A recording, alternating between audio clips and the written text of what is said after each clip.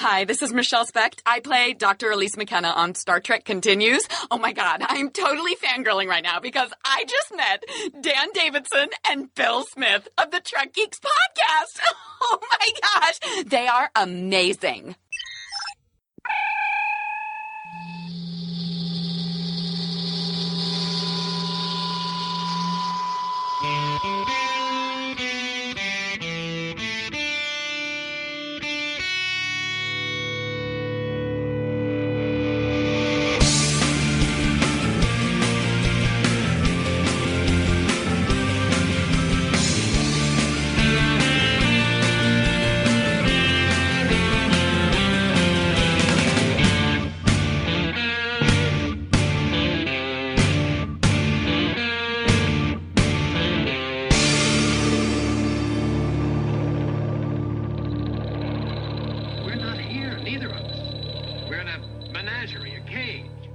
The biggest little show this side of the Alpha Quadrant, your independent Star Trek podcast. Welcome, everyone, to Trek Geeks.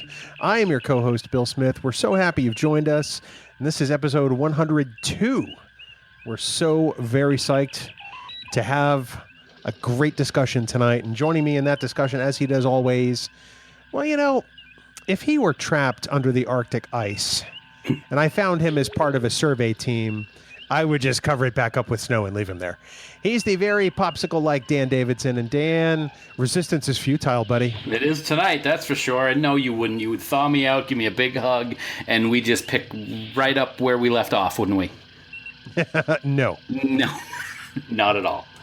Nice Borg intro. That's kind of interesting that you say that.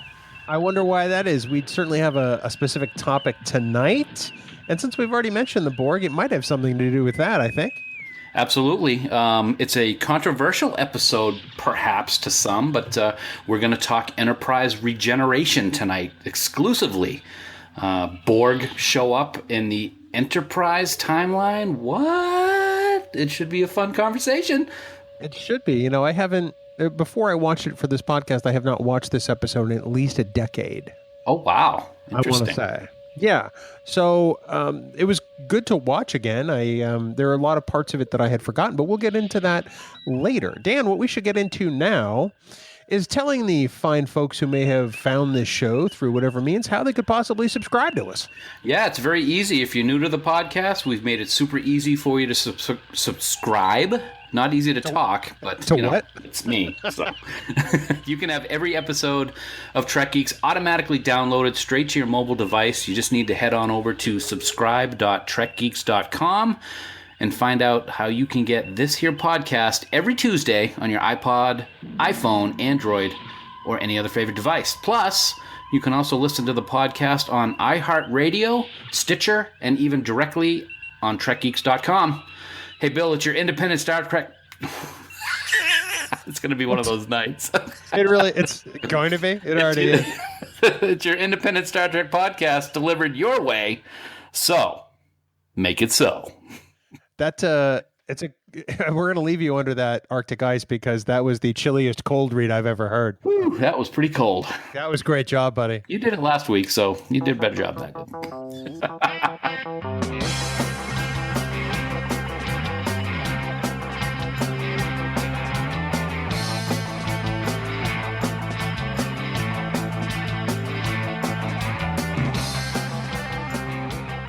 Dan, it's time for the news from TrekNews.net.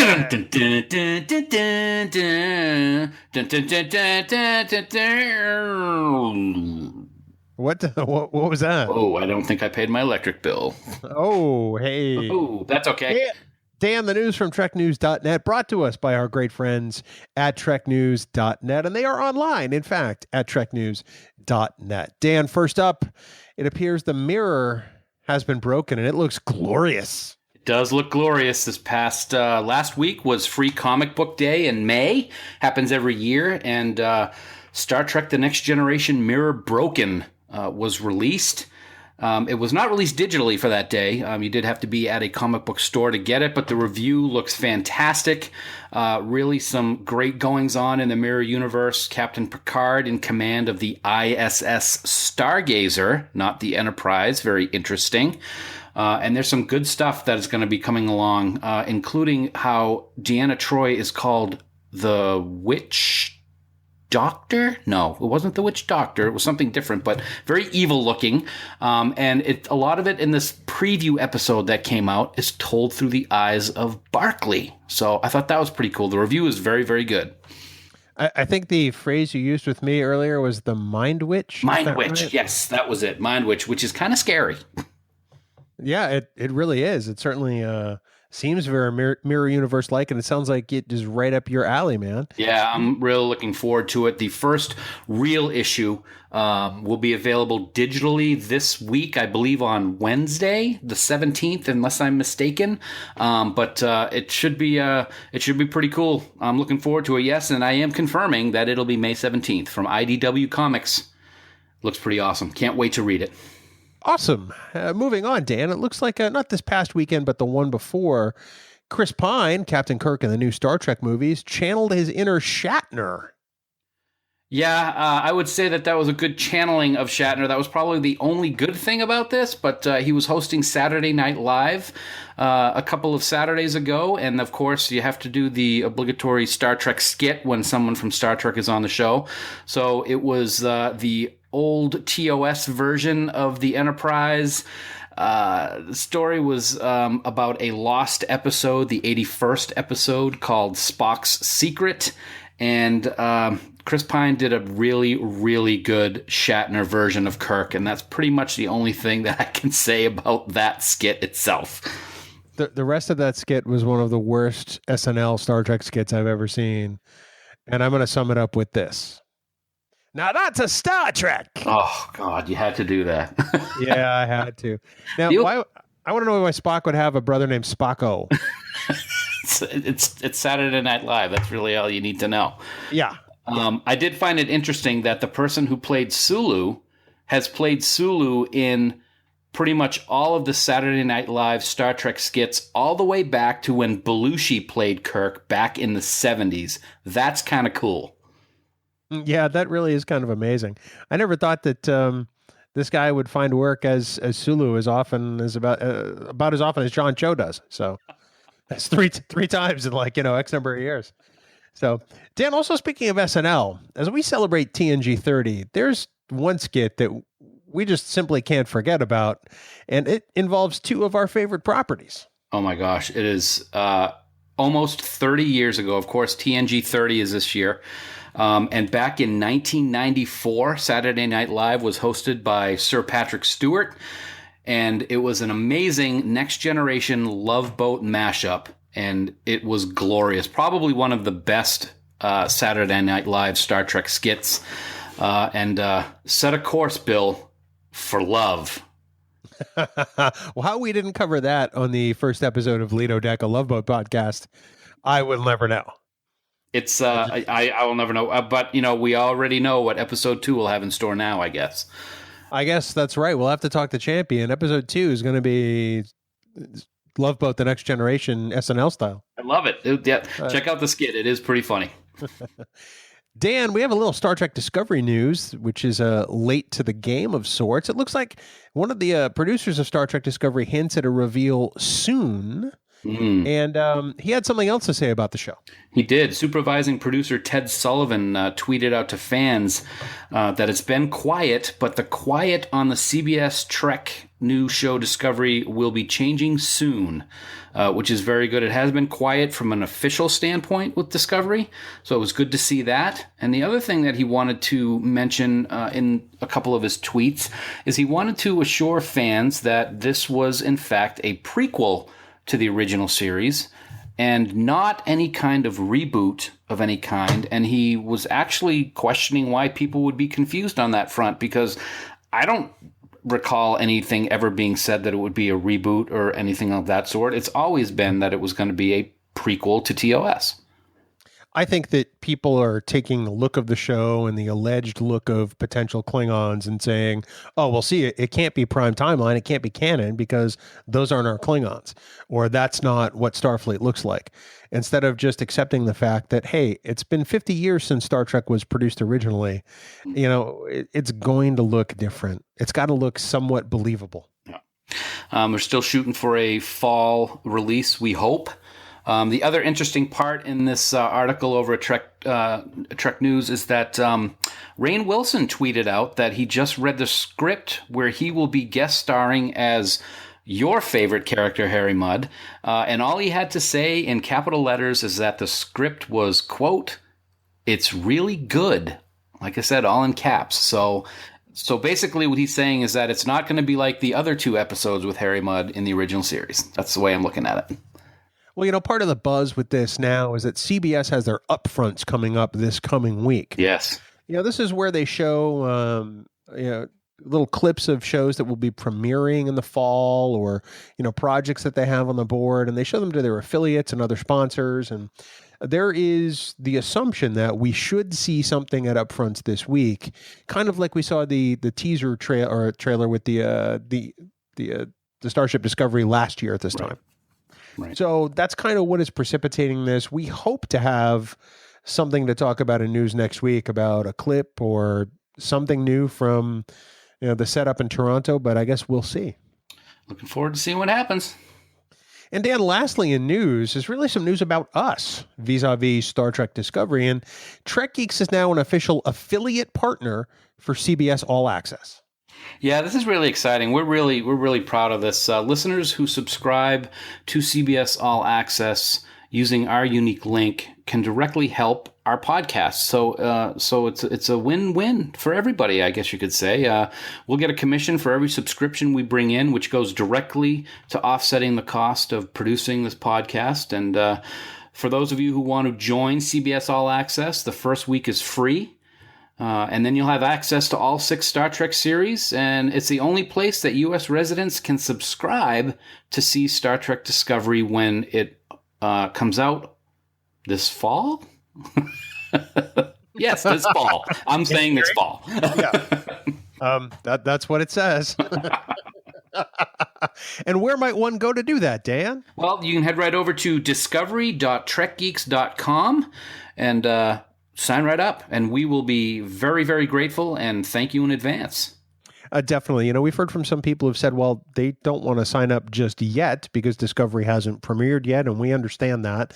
Our affiliate relationship with CBS All Access is not going away. So later on, when you decide to subscribe to CBS All Access, this link will still be there. And like Dan said, if you wouldn't mind using our link to subscribe, that certainly would help benefit Trek Geeks and help offset some of the costs for producing the show. But it's very exciting to be a partner with CBS and All Access. It is, and when this first came down and we saw that this was a possibility, I think we were both extremely excited to be involved, and we look forward to anyone who wants to join, and we look forward to Discovery. I mean, that's what it all comes down to. This fall is going to be awesome.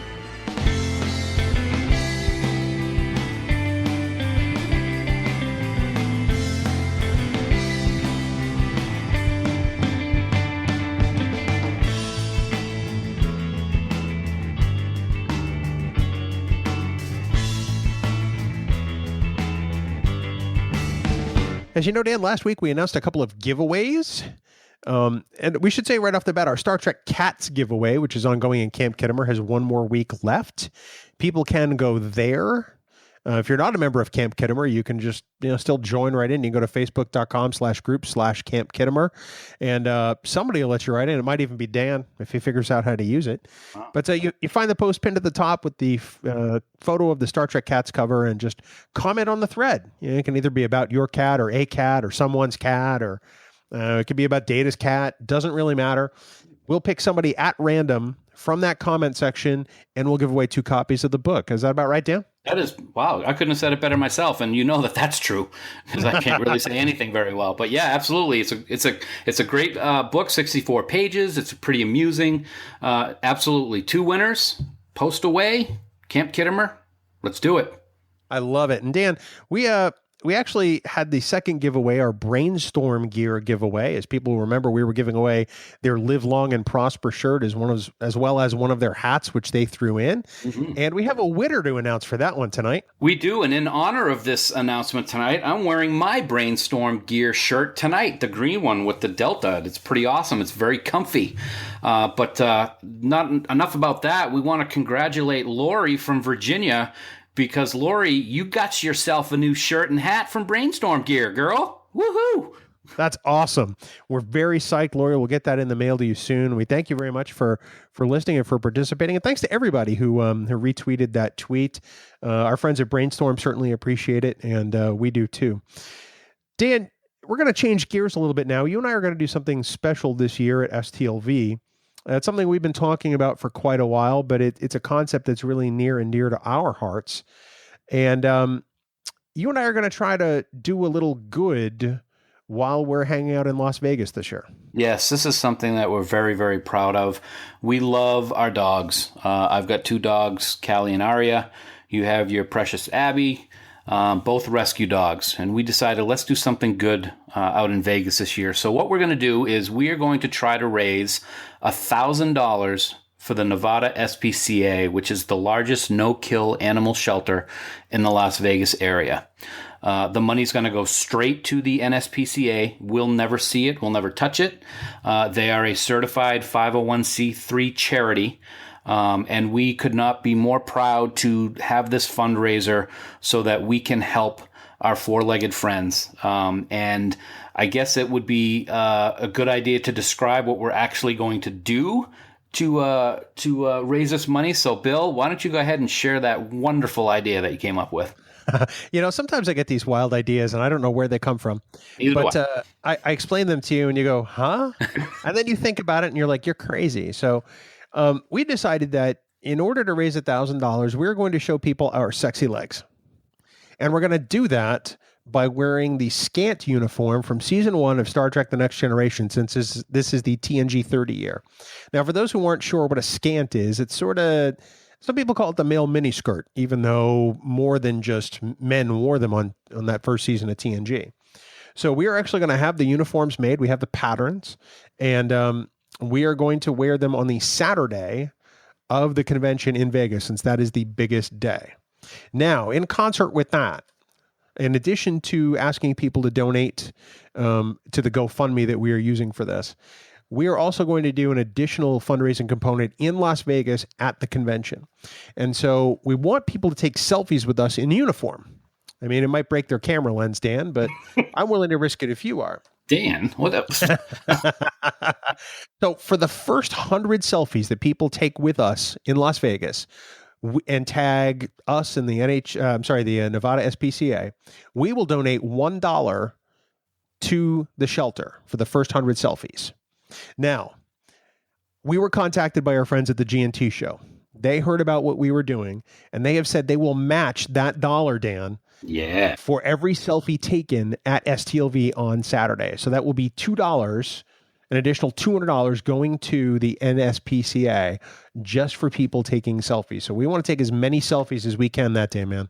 Yeah, it's going to be so much fun, and it's for such a good cause. You probably could have put me in any outfit if it was going to be for something like donating to the NSPCA. So thank goodness we only chose the scants, because it could have gotten a little crazy. Oh, now you tell me, because I could have gotten that pattern for Troy's teal dress, and we could have totally given you a wig and everything, dude. I'm sorry. It's too late. The contract's already been signed. But so, folks, we definitely would love to have you help us out. Please go check out the site. It's GoFundMe.com/Trek Geeks. There's a great write-up about it. We're going to have some pictures of our dogs and the stories with our dogs, all 3 of them being rescued. And we really hope that you will help us out. And for those in Vegas, get your cell phones and cameras ready, because we are going to be out there in our beautiful leg glory, man. Now, we do have to say, we launched this GoFundMe as we record this yesterday. So that would be Saturday afternoon, May 13th.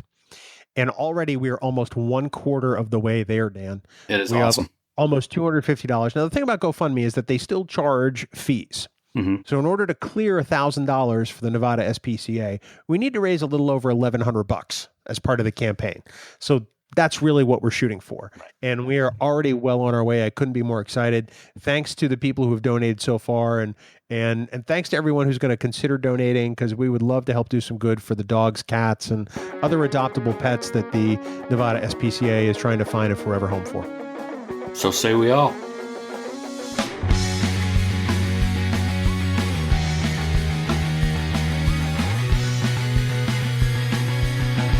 Dan, I've heard somebody say once that resistance is futile. Really? I don't know. That kind of rings a bell. I'm not quite sure where it comes from. But Dan, tonight we're going to talk about the season 2 episode of Enterprise, because it wasn't yet called Star Trek Enterprise. True.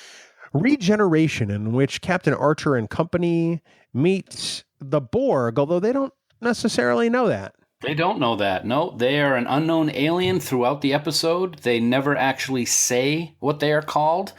It's kind of a controversial episode because, of course, Enterprise takes place about 175 years prior to TNG, when the Borg were introduced by Q. Because the episode is controversial and because it's got some great points to it, like, hey, let's talk Borg, let's talk Enterprise, two things I love. It's a win-win, man. Totally win-win. You know, as I mentioned at the top of the show, I hadn't watched this episode in about 10 years, and I don't know why. You know, I've gone back and watched other episodes of Enterprise. I do have some that are definite favorites of mine, and this is just one that I've never gone back to, and I'm not really sure the reasoning. How many times before tonight would you estimate you've seen this particular episode? Do you know? I would say if I'm scrolling through Netflix, which is what I've been using, watching Enterprise on over the years that it's been on there. If I'm scrolling through Enterprise and I'm looking for a specific episode that I really enjoy, it'll either be In a Mirror Darkly 1 or 2 or Regeneration. So I've probably seen it, I don't know, maybe 10 times over the course of 10 years. Oh, wow. I enjoyed it, and I watched it a few times over the course of the week because I wanted to make sure I had all my ducks in a row. I think you were not watching it, though, because you would always queue up Aquiel. I'm not sure why, but I think that's what was the reason. No, I'll queue up like the Vulcan trilogy. Yes. You know, the one that Morehouse appears in to fire phasers. I do like that one. I do like the pilot. I think the pilot's really not a bad story. Yep. And oh God, the name of the episode where Archer has the short-term memory problem that has a reset at the end. Great episode. I can't remember the name of that one off the top of my head because I'm blanking it. But it's kind of funny that you can't remember it, and that's what the whole episode's about. Oh my God, that's awesome. That's one of my favorites, though, because it highlights the relationship between T'Pol and Archer. But We'll talk about that another day. Mm-hmm. Today, though, I think the thing that, going back to when I first watched this, when it premiered in, what was it, 2003? May of 2003? May 7th. Oh, almost to the day that we're recording this, 2003, yeah. Wow, that's pretty good. Yeah. Wow, damn, we got to do that more often. I remember being apprehensive when I sat down to watch this episode, first run, like live. Mm-hmm. Because I'm like, oh, come on. They're not supposed to meet the Borg. Right. The Borg are not supposed to have anything to do with this. And then as the episode sort of dawns, it actually became quite an interesting story they told. And I think that's the thing I had to respect about this the most. This is the point where I should ask you if you happen to have a 3-minute, recap. I don't have an actual 3-minute recap. I didn't know if we wanted to do that for this, but I mean, I certainly give credit to, I can read a couple paragraphs that I have up on my screen right now and just give credit to the fact that it's just a Wikipedia document, but it gives the general gist of the episode for those that may want to get that information, and I'd be more than happy to go through a few sentences so that people have an idea. Well, you don't have to read it. You can just sort of thumbnail it and give the overall theme of the episode. Yeah, so basically some researchers discover remains of a spaceship in the Arctic Circle, and there are some humanoids there with cybernetic implants frozen in the wreckage. So because they're smart, kind of like a Roadrunner Coyote cartoon, they decide to take the bodies and thaw them. And of course, they wake up, these scientists are assimilated, and they escape Earth in a ship.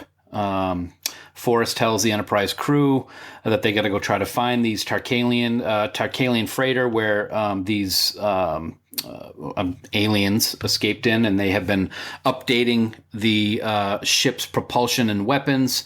Archer's team gets there. They find some crew members that have been transformed. They bring one to sickbay. Dr. Phlox gets nanoprobed, I guess you could say, infected. And eventually the Enterprise catches up with that transport again, and there's a battle inside the ship. We see things that we're used to seeing in Next Generation. And the ship is destroyed, and all of the aliens are destroyed, but not before they send a signal towards the Delta Quadrant, which is very interesting. Yeah, I have to agree with that. There's elements of this story that I really like a lot. But let me go to one of the things that really impressed me about this episode right off the bat. Is that, as you sit there watching this, the entire prologue and first act, you don't see the Enterprise or the crew of the Enterprise at all. Right. They're not in the first 10 minutes of the show. Mm-hmm. And I thought that was a fantastic choice. I thought it allowed a great way to tell this story. I thought it was creative to sort of pick up on this thread from First Contact and have the Borg crashed at the Arctic Circle and have this be the sphere that was detonated, or destroyed. And I thought that this really got this episode off to a really great start. Mm-hmm. I agree. I think that this is the thing that I loved the most about the story itself is you see this crash ship that looks spherical, the pieces of the ship that are outside of the snow and ice. And then when you find out what it actually is, that it's from First Contact, I thought it was a great way to tie in the movie, to tie in the time travel. They even talk at one point when they are on the Enterprise, Archer relates that he heard stories that Zephram Cochrane used to talk about these robotic aliens that he ran into at one point. I thought it was a brilliant tie-in to the movies, and it was done in a way that made it believable and wasn't something that was completely, how can they do this on Enterprise? That's one of the things I liked about it the most. It was believable in the Star Trek universe timeline, even though it was quote-unquote retcon. We're going to come back to that Cochrane scene because I have problems with that particular scene. Okay. But with regard to the first 10 minutes in general, there are enough moments in that first 10 minutes that make you yell at your television. And by yell at your television, I mean, no, don't do that. Right. No, put them in cold storage. No.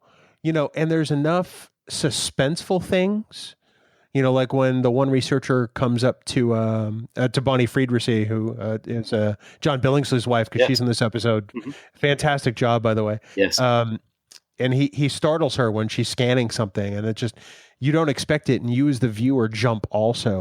There's a lot of little moments like that. When the servos on the arm start actuating again, it's like, whoa. It's like, because as a viewer, as a longtime Star Trek fan, you know what's about to go down. Right. It's like the old 80s slasher horror movies where, why don't you get really close up to that dead body because nothing could happen, right? And they actually play on that quite a bit, and I thought it was very well done. It was great. They do a great job of humans in this part of Starfleet's history discovering this alien, and they too. I mean, it's not like they're like, all right, let's cut them open. They're like, no, let's scan this. Let's find out more about this life form. Right. It still kind of carries on the heart of Star Trek without necessarily being the Enterprise. I think it was nice to show that evolution of humanity in that sense, just as an expedition. Mm-hmm. I thought one of the things that is very minor in the story because it could have been anybody, but we get to finally see the Tarkalians. When have we ever been able to see some of these aliens that have been talked about all throughout Star Trek history, and then we finally get to see them, even though they pretty much all die. They make a hell of a tea. They do, absolutely. Yep. I think one of the challenges this episode had, and I don't mean this in a negative way, I mean this from a purely, as an observer and as a fan, one of the challenges they had was to make the Borg function of this against the Starfleet crew in space believable. Mm-hmm. Because they couldn't have the technology that a normal cube would have, or else the NX-01 would have just been destroyed or assimilated like in the first 10 minutes of the episode. Right. So they had to kind of strike a balance, and I think they did that pretty well. I think they did too. I think there were some aspects of how they were doing things which were a little bit convenient for the story, but at the same time, we've seen it done in some fashion with the Borg at some point. And one particular scene that comes to mind is when the assimilated Tarkalian is on Enterprise, and he just inserts his tubules into a view screen, and all of a sudden new technology starts building instantly on that screen. Yeah. I didn't care for that at all. That was one of the problems I had with this particular episode. And I looked at that as kind of minor. Mm-hmm. I mean, we couldn't wait for that technology to grow. And it's not like that all of a sudden it would just pop out of the wall. Right. That was a bit of a stretch. It looked cool as an Mm-hmm. effect, but it's like, come on. Really? I think one of the things also that we, when we look at this episode, we said it before, and unfortunately, in a negative sense, I have to look at this episode kind of along the same way that I've looked at the Borg in Voyager over the years. We all know what a threat and terror the Borg were in TNG and in the movies, and we've talked about the quote-unquote wussifying of the Borg during Voyager. You can't help but take into this episode that these Borg are not the threat Borg that we're used to.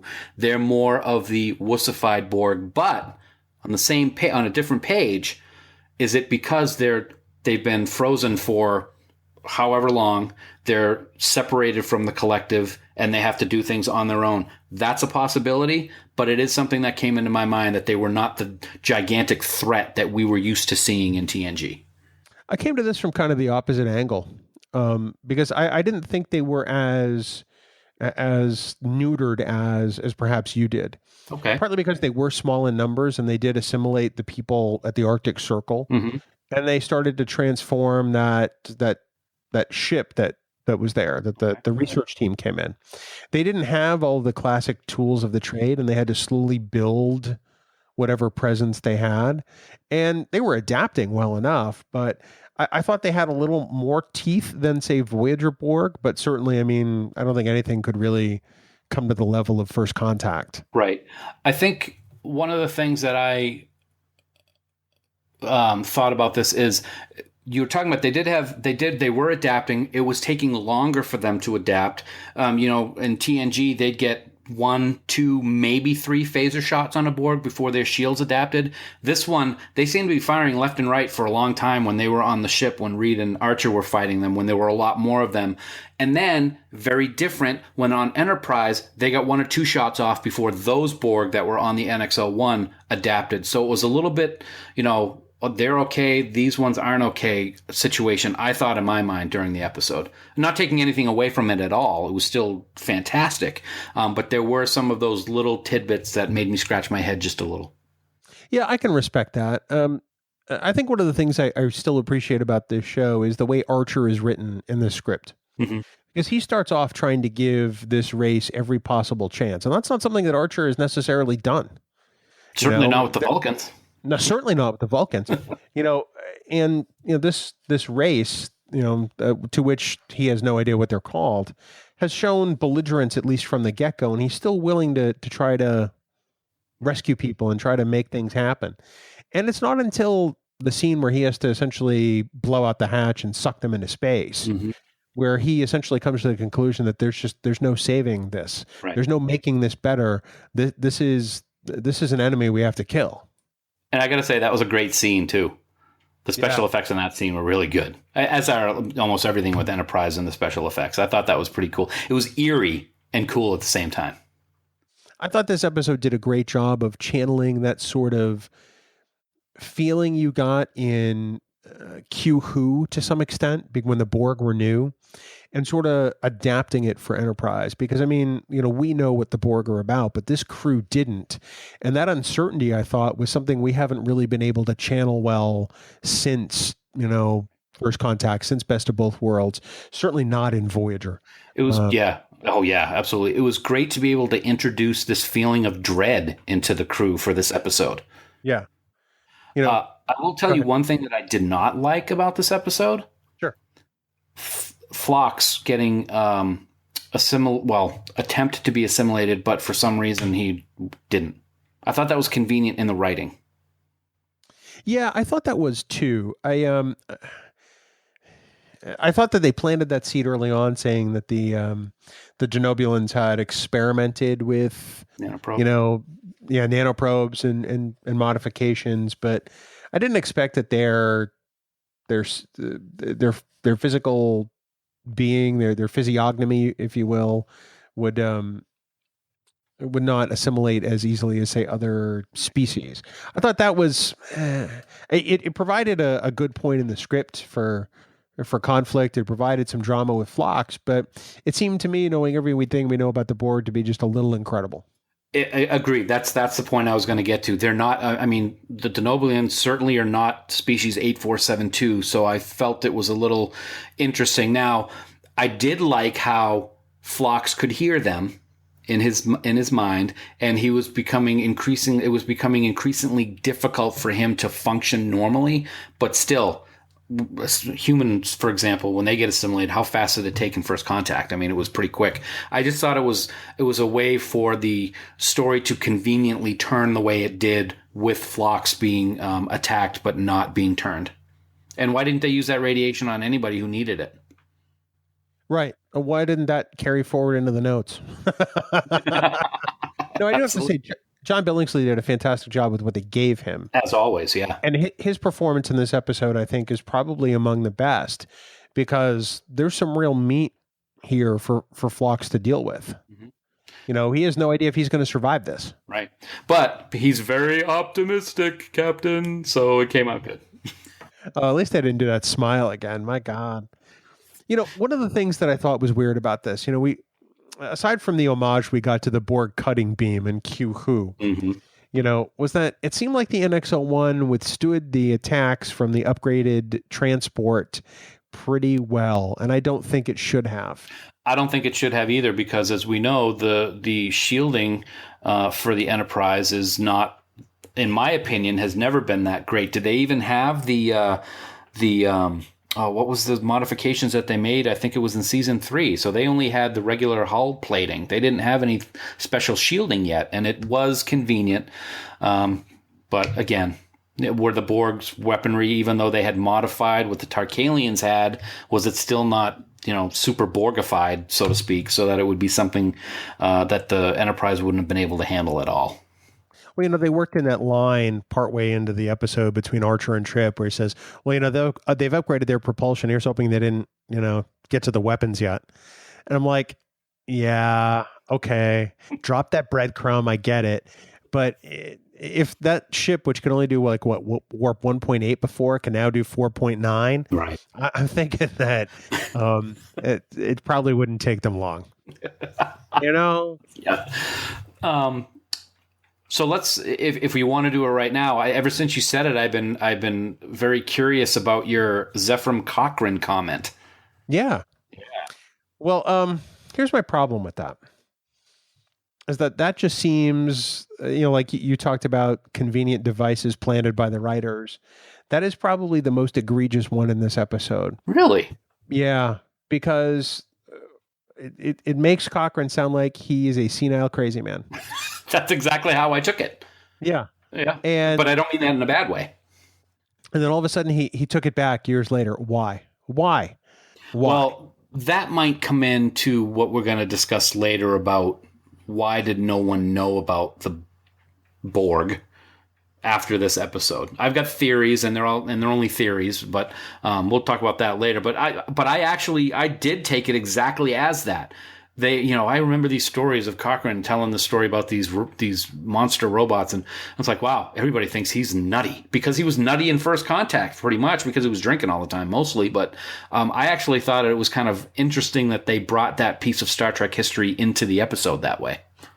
Yeah, I wasn't a big fan of it, honestly, because I thought it was lame. It was a way to plant a seed for the Borg, with in the logs of the Enterprise, and it didn't necessarily need to be there. They could have told the same story without that little scene, and I think it would have been even more interesting and impactful.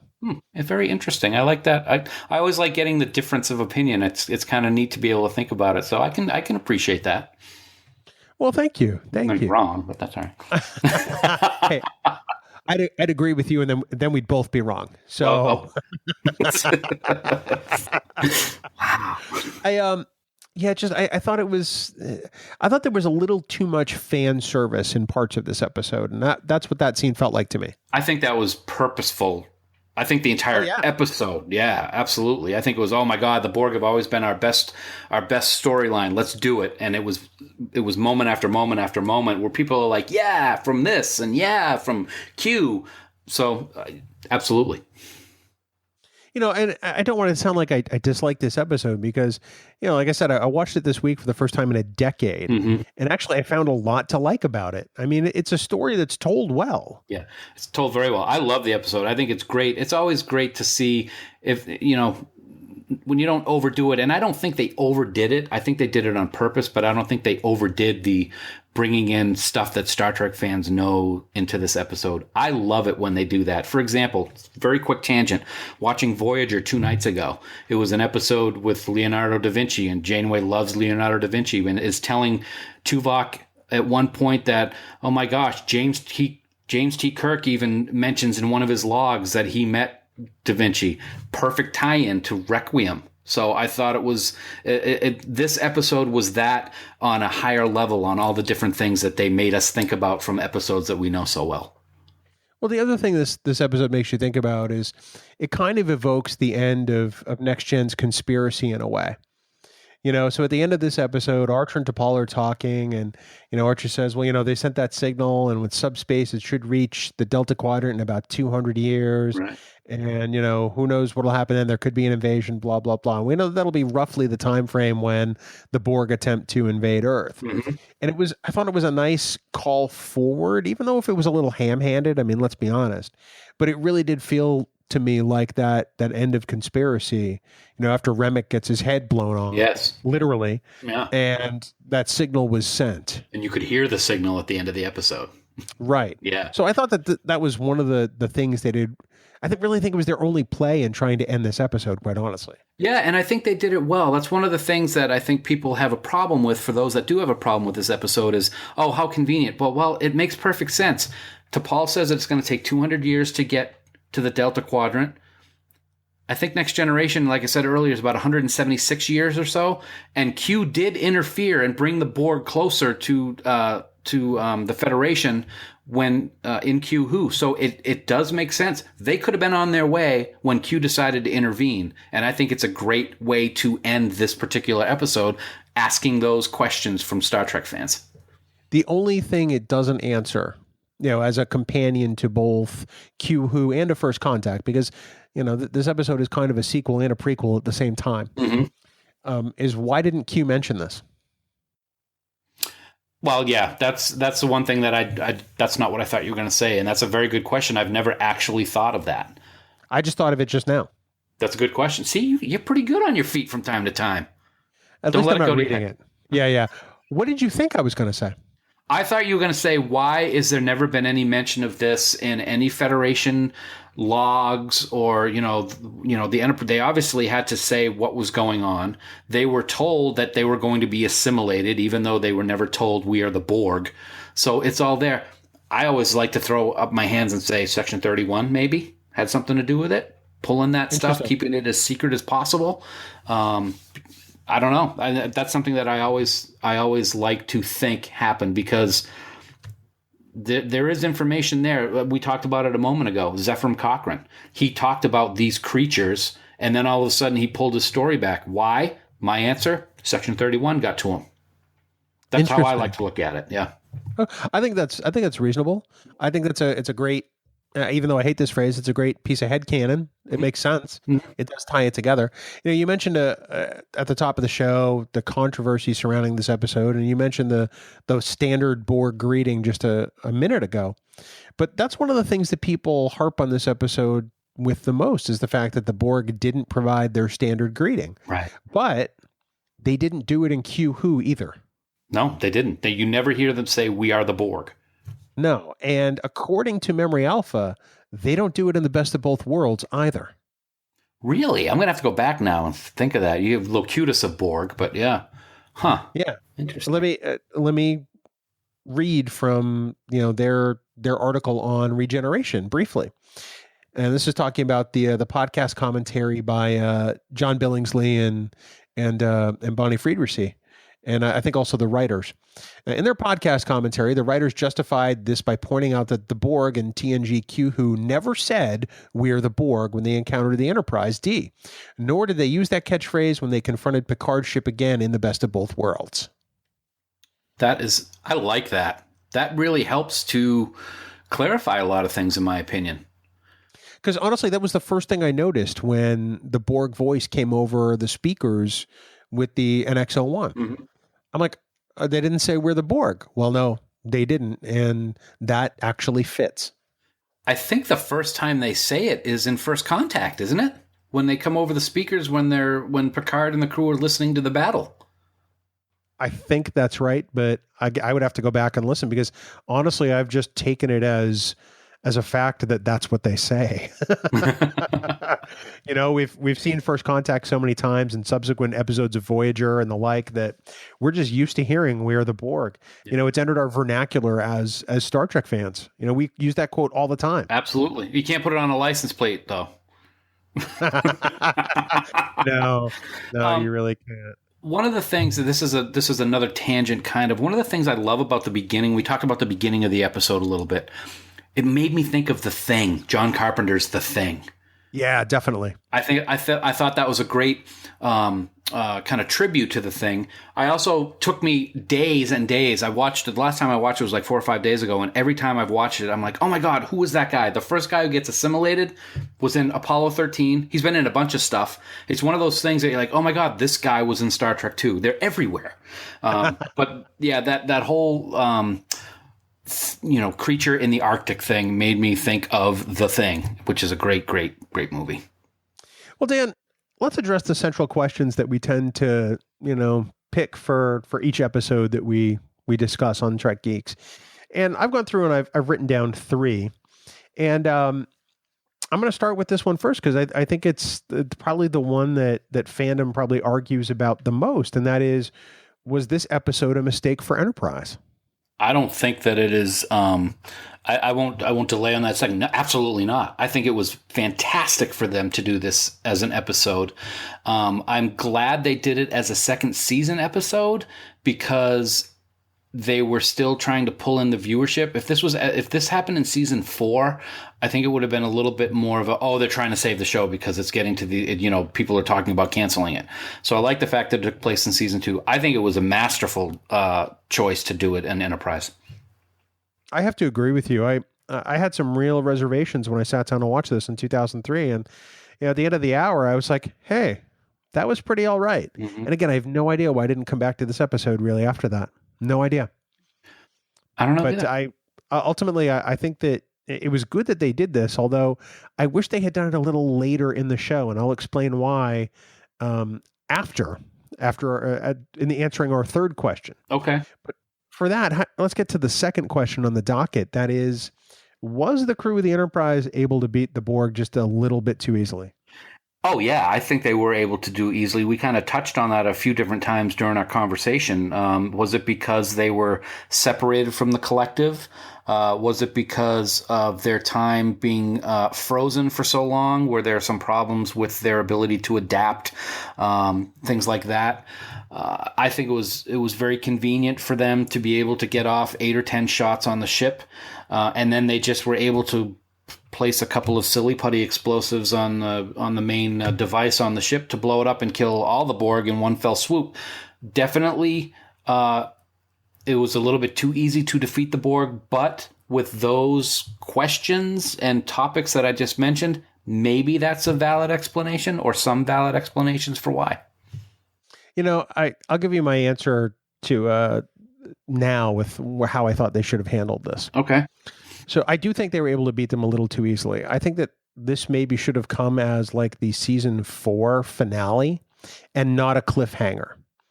Have the Enterprise beaten and bruised and have them barely get out of that encounter with, their hides. And then, defeat the Borg or at least, send them away somehow. And then this allows for the refit of the NX-01 that was supposed to happen in season 5, where they give it the extended secondary hull, they give it more power, it gets an upgrade to the warp drive. I thought it would have been a much better vehicle by which to make that improvement because the ship had just been decimated. Interesting. That's very interesting because that's completely opposite of what I was just thinking about, how I'm glad it wasn't at the end of the series, because then at that point it is like, was it just to try to be a ratings grab to make it survive a little longer? That's interesting. Well, from a premise of the Star Trek universe, your thoughts are excellent. From the thoughts of our universe and television, I think that's why I'm glad I was in season 2. Oh no, I agree with you. I thought as a storytelling device, it also probably would have given some of the impetus as to why Federation starships look the way they do by Kirk's era. Mm-hmm. Right. With that secondary hull, with engineering in that section and all that stuff. Sure. So I thought it could have been interesting. It probably would have set yet another debate in fandom aflame. And Dan, lastly, in our central questions, I mentioned earlier that this episode is kind of both a sequel and a prequel. Does it work as either? As a prequel? Does it work as either a sequel or a prequel? I would say that it works as a... Oh, man, it's hard. It works good as both, depending on how you look at it. I think it's a prequel because we get to see the Borg for the first time, but that's only because of time travel. But it's a good sequel to see the Borg back in our universe, in our quadrant, to get us all, scared and, that feeling of dread that we talked about earlier. We've had discussions on time travel episodes and how they can be convoluted or downright wrong. I don't think that this is one of those instances. I think that the way that they handled this to make it a prequel of the Borg was done fantastically because of the time travel in First Contact. So I think it does work. Okay. I can accept that answer. I don't know if I agree. I think that there are elements of this episode that works extremely well. And I think there are other ones where it's just sort of like, okay, you did that for the fans. Mm-hmm. I think that it's hard for me to say it works 100% as a sequel and a prequel. I think it works a little bit as either one, but I think that they probably could have made some changes. I think of it more as a prequel than a sequel, but it's kind of both, and that's really kind of where I'm on the fence.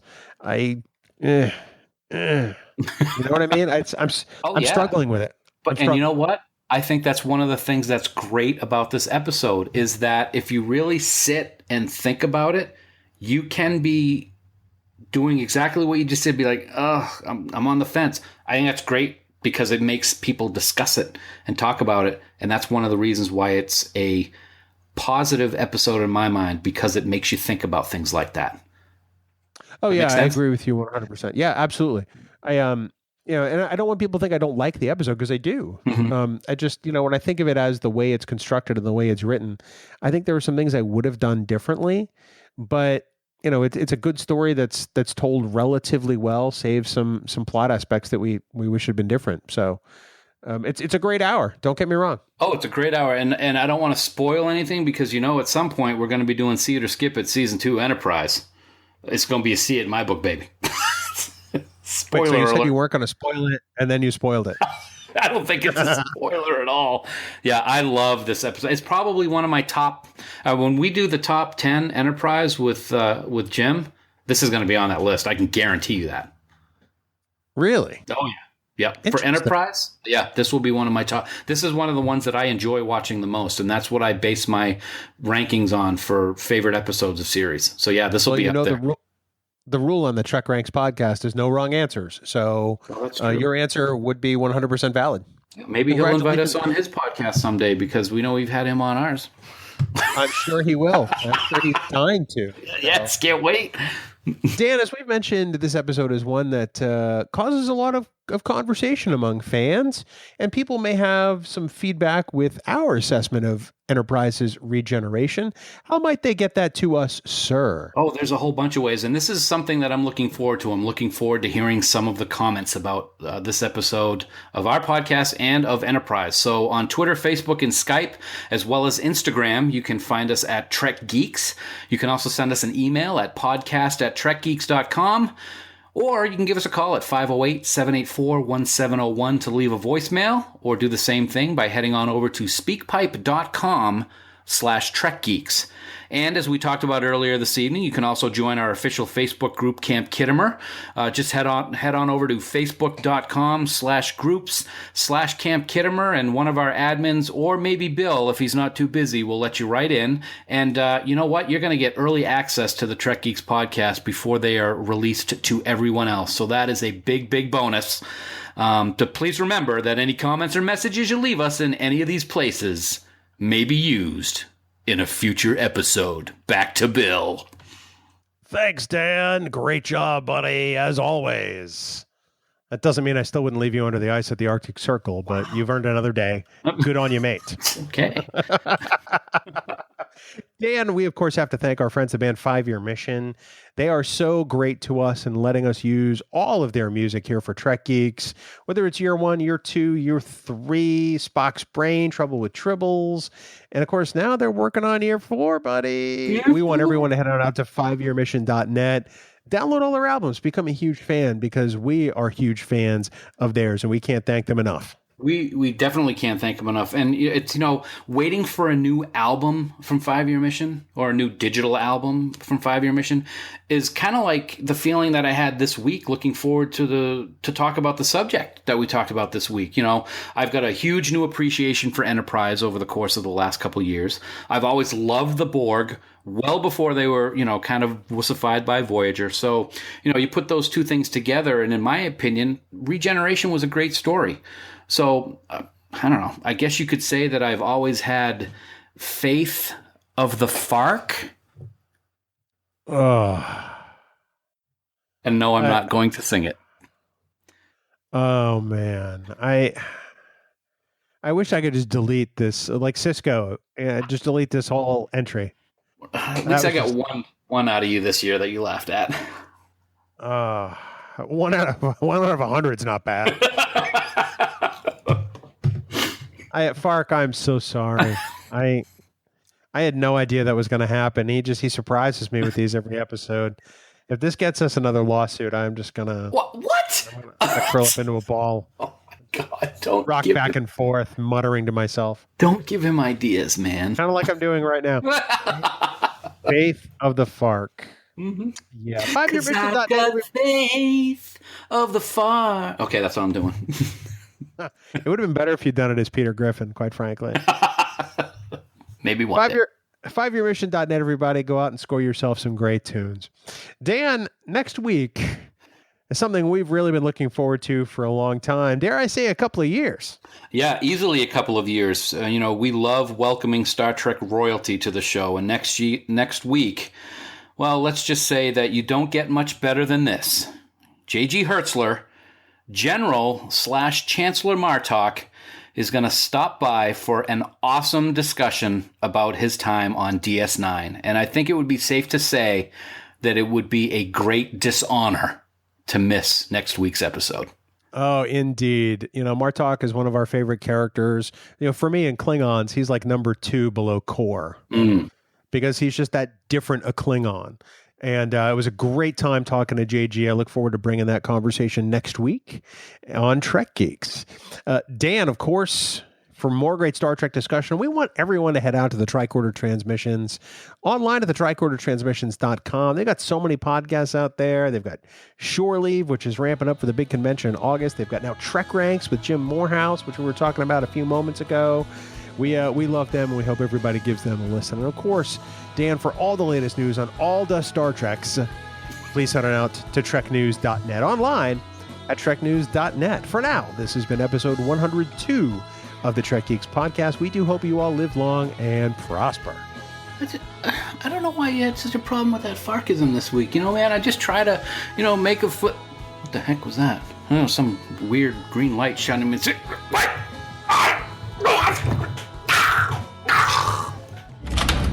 We are the Borg. Lower your shields and surrender your coconuts. We will add the Trek Geeks' biological and technological distinctiveness to our own. You will be assimilated.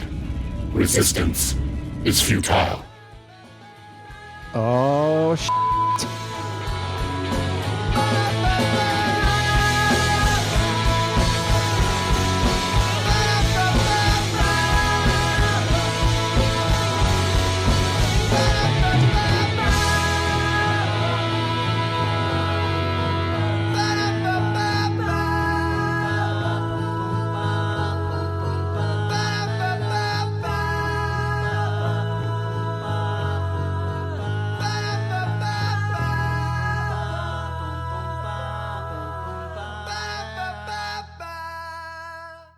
Bing bong.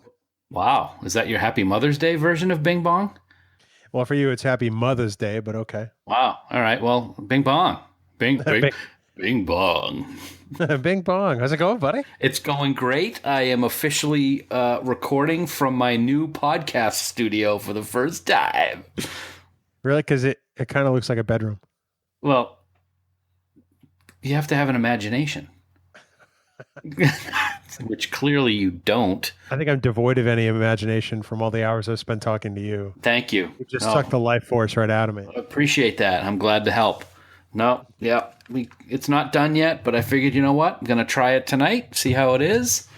I did some tests earlier, and Sue couldn't hear me at all from just the next room over, so yes! So our listeners are guinea pigs for you, is what you're saying? No, my wife was the guinea pig. I already said that to you. Do you not listen to what I say? You don't listen to what I say. What? Exactly. Thank you. I appreciate that. Did you say something? God. I hate you so much right now. Yeah, okay. What are you drinking, jerkface? I've got a margarita with fresh strawberries and watermelon and blueberries. It's a fruit salad margarita. I didn't want to put real sugar in, so I just put fruit instead. A fruit salad margarita. See, now when you say something like that, all I can picture is those cans of fruit cocktail. Ooh. You know, like they used to get in like elementary school, and I picture you upending the can and all that horrible, slimy juice in the bottom of the can. Yeah, and there's always one red cherry in the can. Yes. Yes, that's great. I have some Tennessee Fire going on right now. We had quite a bit of that last night. You don't say. Yeah, we had the parents and my sister and brother-in-law. Oh, Alex Trebek was up, and we played a cards for well into the night, and we all were drinking, and the Tennessee Fire came out at one point, which it usually does. Good stuff. Love you, Donna. Yeah. Alex Trebek. Yeah. Alex Trebek. He was in Insurrection. Did you know that? Wouldn't it be funny if there was ever a Star Trek Insurrection question on Jeopardy and then he read it off, and that would probably cause the multiverse to explode? And the question would go something like this. This movie in the Star Trek franchise is one I was not in. Bing! Dan, you have control of the board. What is Insurrection, Alex? That is correct. Your selection. Wow. Silly phrases my sister has said for 1,000. Oh, sorry. The answer we were looking for was Ipswich clams. What? Wow. Okay. No, I'm kind of semi-quoting the movie Running Scared. Oh God, I haven't seen Crystal. that. I haven't seen that. Gosh, since I worked at the video store. Long time ago. Back in the 80s? Yeah, probably. Like 85, 86. Yeah. Because Michael McDonald's Sweet Freedom was on the soundtrack. Oh. What? If that was your Michael McDonald, you need to work on that. Sorry. Yeah, Yamo, be there. Yeah, if I hear Michael McDonald one more time, I'm going to Yamo burn this place to the ground. I was just going to say that. What a great line. I left out the expletives. But. Before we started recording tonight, Sue and I drove down to South Portland because there's an ice cream place that we absolutely love, and we'll drive the 25 minutes to go get an ice cream there because it's great. It's all soft serve. It's called Red's Dairy Freeze, little plug.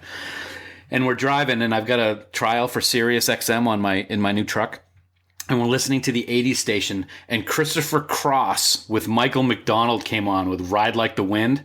I think Sue thought I was going to drive off the road because I was dancing and singing as we were driving down the road. It was pretty funny. You have to learn Michael McDonald as an impersonation. That's funny because I think everybody thinks they can sing like Michael McDonald in the car. But yeah, we all get there, and like Jimmy Fallon can, and that's it. That's right. Yeah, that's good. I have to try to do something for the podcast with Michael McDonald. Maybe that's the Christmas album next year. Oh, wouldn't that be? Maybe we can get Michael McDonald to come on. I find that hard to believe. I find it very hard to believe. He would hear that you're on here and he'd go, no, I'm not doing that. Wow. Have you ever heard his speaking voice? No. It is nothing like his singing voice. It's kind of like Jim Neighbors. Yeah. Yeah, probably. Well, he's got this really soulful kind of high pitched quality, and when he talks, it's just like, "Hey man, how's it going?" It's like, what? Nice. I'll have to do some YouTubing. Yeah, totally, jerk. We're gonna talk Borg. Resistance is futile. There you go. I'm very interested to see what you're going to say about this because I have no idea what your opinion is on the episode. So it should be an interesting conversation. It will be simply because I'm part of it. It's brought down by the fact that you're in it, but that's neither here nor there. I'm ready when you are. Oh, are you? Fine. I have nothing else to say to you unless it's in an official capacity. It's like my dream day. Oh man, you're a funny guy. All right, you ready? I am ready. Let's Borg this beep up. Stop talking.